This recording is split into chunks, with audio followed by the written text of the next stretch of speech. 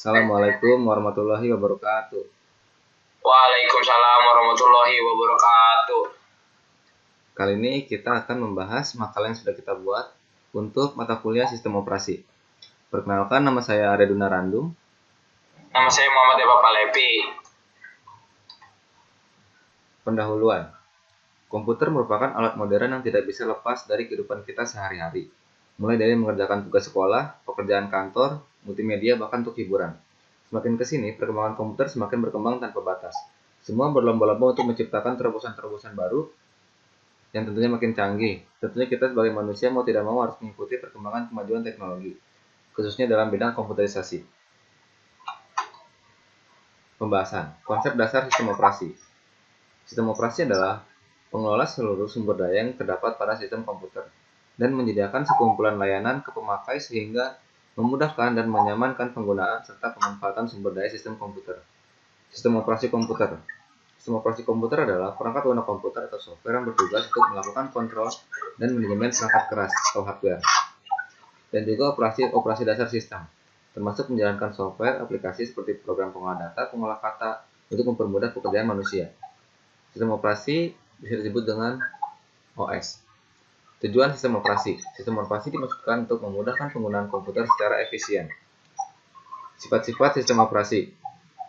Pertama ada usability, generality, efisiensi, visibility, fleksibilitas, opacity, security, dan integrity. Evolusi sistem operasi. Generasi pertama dimulai pada tahun 1945 sampai 1955.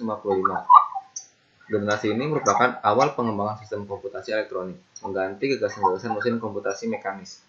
Hal ini karena kecepatan untuk menghitung manusia sangat terbatas. Mengontrol fungsi-fungsi dasar mesin. Selama ini, komputer generasi umumnya digunakan untuk memecahkan perhitungan matematika sederhana. Sistem operasi tidak selalu diperlukan. Generasi kedua dimulai pada tahun 1955 sampai 1965. Sistem operasi pertama diperkenalkan pada tahun 1950-an. Itu disebut RUPS dan telah dibuat oleh General Motors untuk mesin IBM yang 701. Generasi ketiga 1965 sampai 1980. Pada 1960-an, sistem operasi desainer mampu mengembangkan sistem multiprogramming di mana program komputer akan dapat melakukan pekerjaan di pengenalan time. Yang sama dari multiprogramming adalah bagian utama dalam pengembangan sistem operasi karena memungkinkan sebuah CPU menjadi sibuk hampir 100% dari waktu beroperasi. Pengembangan utama lain selama generasi ketiga adalah pertumbuhan fenomenal mini komputer. Generasi keempat dimulai pada tahun 1980 sampai hari ini. Generasi keempat dari sistem operasi melihat penciptaan komputasi pribadi. Meskipun komputer ini sangat mirip dengan mini komputer yang dikembangkan pada generasi ketiga, komputer pribadi biaya sangat kecil dari produksi mini komputer. Sebuah komputer pribadi sangat terjangkau yang memungkinkan bagi seorang individu bisa dapat memiliki satu untuk penggunaan pribadi, sementara mini komputer di mana masih pada harga tinggi yang sama yang hanya perusahaan mampu untuk memiliki mereka. Salah satu faktor utama dalam sejarah perkembangan sistem operasi komputasi adalah kelahiran Microsoft dan sistem operasi Windows. Sistem operasi Windows diciptakan pada tahun 1975 ketika Paul Allen dan Bill Gates memiliki visi untuk mengembangkan komputasi. Seiring dengan Microsoft, Apple, sistem operasi utama lainnya dibuat di tahun 1980 oleh Steve Jobs, pendiri Apple, menciptakan Apple Macintosh yang sukses besar karena fakta bahwa itu begitu user-friendly. Peranan dan fungsi sistem operasi sebagai kernel, sebagai guardian, sebagai gatekeeper, sebagai optimizer, sebagai koordinator, sebagai program kontrol, sebagai server, sebagai akuntan, sebagai interface, sebagai sistem resource manager, dan sebagai virtual machine. Lalu ada konsep arsitektur sistem komputer.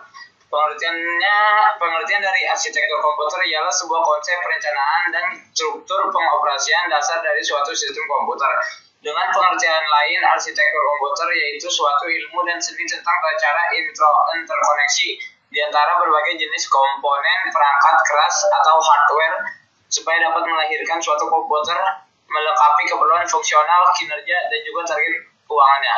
Lalu ada jenis-jenis dari arsitektur komputer. Yang pertama itu Komputer MISD atau Multiple Instruction Single Data merupakan jenis arsitektur komputer di mana memiliki fungsi dalam melakukan eksekusi data yang bisa diproses oleh prosesor yang berbeda-beda. Lalu yang kedua ada komputer MEMD, yaitu Multiple Instruction Multiple Data. Komputer MEMD adalah komputer yang memiliki beberapa prosesor yang diatur secara paralel dengan menggunakan unit pengontrol. Lalu yang ketiga ada komputer SISD atau Single Instruction Single Data, adalah jenis arsitektur komputer buatan dari von Neumann dengan ciri khas prosesor yang digunakan hanya satu buah saja. Lalu yang keempat ada komputer SIMD, jenis komputer yang terakhir ini yaitu SIMD atau Single Instruction Multiple Data, yaitu jenis komputer yang dibuat secara paralel. Jadi komputer ini bisa mengendalikan banyak prosesor dari suatu sistem kendali. Contohnya adalah ELC, Star 100, dan Dray 1. Dasar proses Thread, Symatic, Multiprocessing, dan Microkernel. Yang pertama itu proses and thread. Proses memiliki dua karakteristik. Yang pertama resource ownership, kepemilikan sumber daya, yaitu proses mempunyai ruang alamat virtual untuk menangani image proses yang didefinisikan dalam PCB. Yang kedua adalah scheduling execution, penjadwalan eksekusi, mengikuti suatu path eksekusi atau threads, ada pergantian dari satu proses ke lainnya. Lalu ada thread dalam proses. Thread mempunyai yang pertama status eksekusi, running, ready, dan lain-lain. Yang kedua adalah konteks thread, tersimpan saat tidak berjalan atau not running. Yang ketiga adalah start eksekusi. Yang keempat beberapa storage status per thread bagi variabel lokal. Yang kelima adalah akses terhadap memori dan sumber daya dari prosesnya, yaitu semua thread dari proses saling berbagi pakai. Lalu ada keuntungan dari thread. Membuat thread baru lebih cepat daripada proses baru. Penghentian thread lebih singkat daripada penghentian proses. Switching antara dua thread lebih singkat daripada switching antar proses. Lalu ada yang terakhir, thread dapat berkomunikasi satu sama lain tanpa memanggil kernel. Lalu ada symmetric multiprocessing. Secara tradisional, komputer ditampilkan sebagai mesin sequential. Prosesor mengeksekusi satu demi satu instruksi atau satu pada satu waktu, secara urut. Yang kedua, itu setiap instruksi adalah suatu urutan operasi. Dua pendekatan populer untuk penyediaan parallelism, symmetric multiprocessing atau SMP microkernel. Microkernel merupakan suatu inti SO kecil yang menyediakan fondasi bagi ekstensi modular. Pertanyaan besar, seberapa kecil harusnya suatu kernel agar dapat disebut sebagai microkernel? Dalam teori, pendekatan ini memberikan fleksibilitas dan modularitas derajat tinggi. Lalu ya ini ada rancangan microkernel, komunikasi antar proses atau IPC. Komunikasi antar proses atau interprocess communication atau thread dalam suatu SO microkernel adalah melalui message. Suatu message menyertakan yang pertama ada header yang mengidentifikasi proses pengiriman dan penerimaan. Lalu yang kedua ada body yang mengandung data langsung, pointer ke suatu blok data atau beberapa informasi kontrol mengenai proses. Lalu di sini saya dapat menyimpulkan sistem operasi merupakan software atau kumpulan program yang berisi perintah-perintah atau komen yang bertindak sebagai interface atau antarmuka antara user dengan komputer, sehingga komputer dapat bekerja sesuai dengan keinginan user.